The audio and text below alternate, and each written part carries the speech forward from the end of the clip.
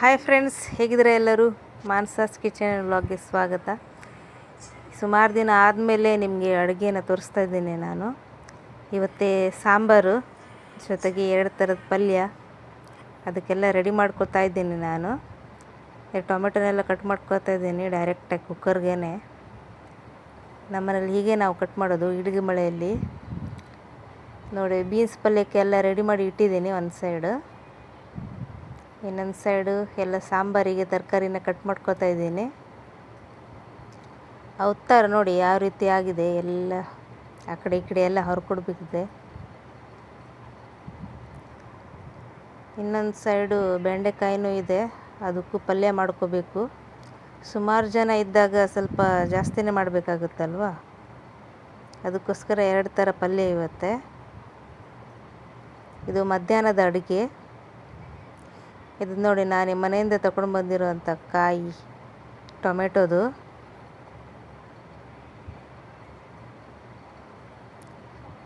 Beans ಪಲ್ಯ ಕೂಡ ರೆಡಿಯಾಗಿದೆ.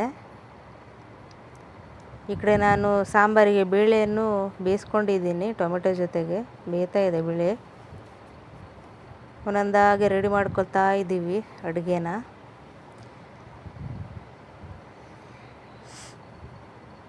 ನಮಗಂತೂ 1 ವಾರನೇ ಆಯಿತು ಬರೀ ತರಕಾರಿ ಅಡುಗೆನೇ. ದೇವ್ರ ಕಾರ್ಯ, ಫಂಕ್ಷನು ಎಲ್ಲ ಇದೆಯಲ್ವ, ಹಾಗಾಗಿ. ಇದು ಆ ದಿನ ನಾನು ನೇರಳೆ ಹಣ್ಣು ತಂದಿದ್ನಲ್ವ, ಅದನ್ನೇ ತಿಂತಾ ಇದ್ದೀವಿ ಮಧ್ಯ ಮಧ್ಯದಲ್ಲಿ. ಈ ಕಡೆ ಅನ್ನನೂ ರೆಡಿಯಾಗಿದೆ. ಇದು ನೋಡಿ ನಮ್ಮನೆ ಕಾಯಿ, ಇದು ತೆಂಗಿನಕಾಯಿ ಎಷ್ಟು ದಪ್ಪ ದಪ್ಪ ಇದೆ ಅಂತ. ಈಗ ಸ್ವಲ್ಪ ನೀರು ಇಲ್ಲದೆ ಒಂದು ಸ್ವಲ್ಪ ಇಳುವರಿ ಕಡಿಮೆ ಆಗಿದೆ, ಇಲ್ಲಾಂದರೆ ತುಂಬಾ ಸಿಕ್ತಿತ್ತು. ಜೊತೆಗೆ ನಮ್ಮ ಮನೆಯಲ್ಲೇ ಮಾವಿನ ಮರನೂ ಇದೆ, ಸುಮಾರಷ್ಟು ಬಿದ್ದಿತ್ತು, ತಗೊಂಡು ಬಂದಿದ್ದೀವಿ. ಇದರಲ್ಲಿ ಮಾವಿನ ಹಣ್ಣಿನ ಸಾಸಿವೆನೂ ಮಾಡ್ತಾರೆ, ತುಂಬ ಚೆನ್ನಾಗಿರುತ್ತೆ. ಸ್ವಲ್ಪ ಹುಳಿ ಇದು, ಪೂರ್ತಿಯಾಗಿ ಹಣ್ಣಾದರೆ ಮಾತ್ರ ಸಿಹಿಯಾಗಿರುತ್ತೆ. ನೋಡಿ, ಸಾಂಬಾರು ಕೂಡ ರೆಡಿ ಆಗ್ತಾ ಇದೆ ಒಂದು ಸೈಡು. ಇಲ್ಲಿ ನೋಡಿ ನಮ್ಮ ಮನೆ, ಒಂದು ಸ್ವಲ್ಪ ತೋರಿಸ್ತಾ ಇದ್ದೀನಿ ನಿಮಗೆ ನಮ್ಮ ಮನೇನ. ಇದು ನಮ್ಮ ಡೈನಿಂಗ್ ಟೇಬಲ್, ಡೈನಿಂಗ್ ಹಾಲ್ ಇದು. ಆ ಕಡೆ ಕಿಚನ್ ಇದೆ.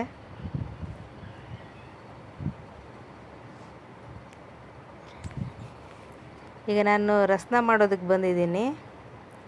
ಫುಲ್ 1 ಬಾಟ್ಲಿನೇ ಹಾಕಿದ್ದೀನಿ, ಸುಮಾರು ಜನ ಇದ್ದಾರಲ್ವ, ಅದಕ್ಕೋಸ್ಕರ.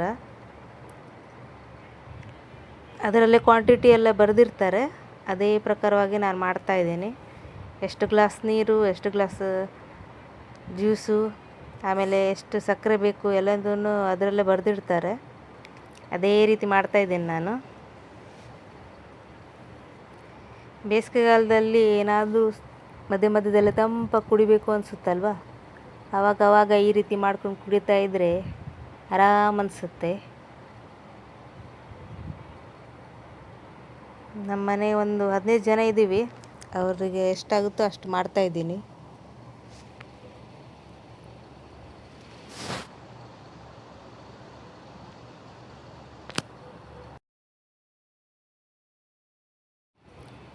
ನಮ್ಮ ಮನೆ ಮಕ್ಕಳು ನನಗೆ ಒಬ್ಬರಾಗಿ ಯಾವ ರೀತಿ ಮಾಡಬೇಕು ಅಂತ ಹೇಳ್ಕೊಡ್ತಾ ಇದ್ದಾರೆ.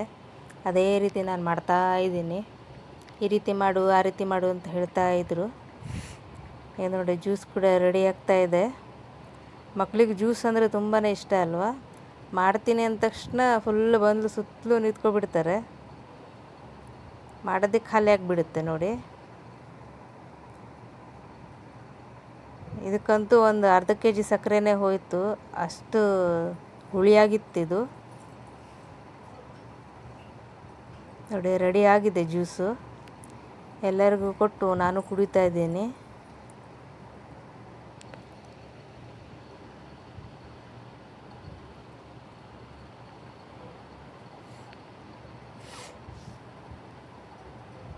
ನೋಡಿ, ಫುಲ್ ಮಾಡಿದ್ದೀನಿ ಜ್ಯೂಸನ್ನ.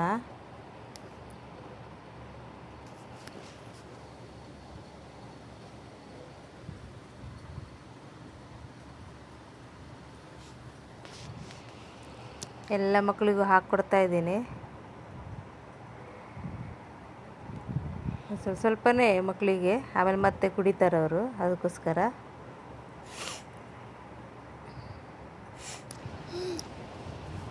ಈಗ ಜ್ಯೂಸ್ ಕೂಡ ಕುಡ್ದಿದ್ದಾಯಿತು ಎಲ್ಲರೂ. ಇದ್ರ ಜೊತೆಗೆ ನಾನೀಗ ಬಟ್ಟೆ ಒಗಿಲಿಕ್ಕೆ ಹೋಗ್ತಾ ಇದ್ದೇನೆ. ನೋಡಿ ನಮ್ಮ ಬಟ್ಟೆ ಒಗೆಯೋ ಕೆಲಸ. ವಾಷಿಂಗ್ ಮಿಷಿನ್ ಇದೆ, ಆದರೆ ಸ್ವಲ್ಪ ನೀರು ಕಡಿಮೆ ಬಂದಿದೆ ಇವತ್ತೇ. ಅದಕ್ಕೋಸ್ಕರ ವಾಷಿಂಗ್ ಮಿಷಿನಿಗೆ ನೀರು ಜಾಸ್ತಿ ಬೇಕಾಗುತ್ತಲ್ವ, ಅದಕ್ಕೋಸ್ಕರ ಬಟ್ಟೆ ಕಲ್ಲ ಮೇಲೆ ಒಗೆಯುವ ಅಂತ ಇಲ್ಲೇ ಬಂದಿದ್ದೀನಿ. ಇದೇ ನೋಡಿ ನಮ್ಮ ಜಾಗ. ಸುಮಾರು ದೊಡ್ಡ ಇದೆ ನೋಡಿ. ಇಲ್ಲೊಂದು ದೊಡ್ಡ ಮಾವಿನ ಮರ ಇದೆ. ಈ ರೀತಿ ಎಲ್ಲಾದರೂ ನೋಡಿದ್ದೀರ ನೀವು? ಹಣ್ಣು ಆದಮೇಲೆ ಚಿಗುರು ಬರುವಂಥ ಮಾವಿನ ಮರ ನೋಡಿ. ಸುಮಾರಷ್ಟಾಗಿದೆ ಮಾವಿ. ಬೀಳ್ತಾನೇ ಇರುತ್ತೆ, ಕೆಲವು ಸರ್ತಿ ತಲೆ ಮೇಲೆ ಬೀಳುತ್ತೆ. ಇದು ನೋಡಿ ನಮ್ಮ ಮನೆ. ಸುಮಾರು ಒಂದು 60 ವರ್ಷ ಆಗಿರ್ಬೋದು ಇದಕ್ಕೆ. ಹಳೆಯ ಮನೆ. ಈ ರೀತಿ ಇದೆ ನಮ್ಮ ಮನೆ. ಹೀಗೆ ಬಟ್ಟೆ ಒಗೆದು ಹಾಗೆ ಮುಂದಿನ ಕೆಲಸಕ್ಕೆ ಹೋಗೋಣ. ಇದೇ ರೀತಿ ವ್ಲಾಗ್ ನಿಮಗೆ ಇಷ್ಟ ಆಗುತ್ತಾ ಅಥವಾ ಖಾಲಿ ರೆಸಿಪಿ ಚಾನಲ್ ನಿಮಗೆ ಇಷ್ಟ ಆಗುತ್ತಾ ನನಗೆ ಕಮೆಂಟಲ್ಲಿ ತಿಳಿಸಿ. ಇನ್ನೊಂದು ವಿಡಿಯೋ ಜೊತೆಗೆ ಬರ್ತೀನಿ. ಅಲ್ಲಿ ತನಕ ಬಾಯ್ ಬಾಯ್.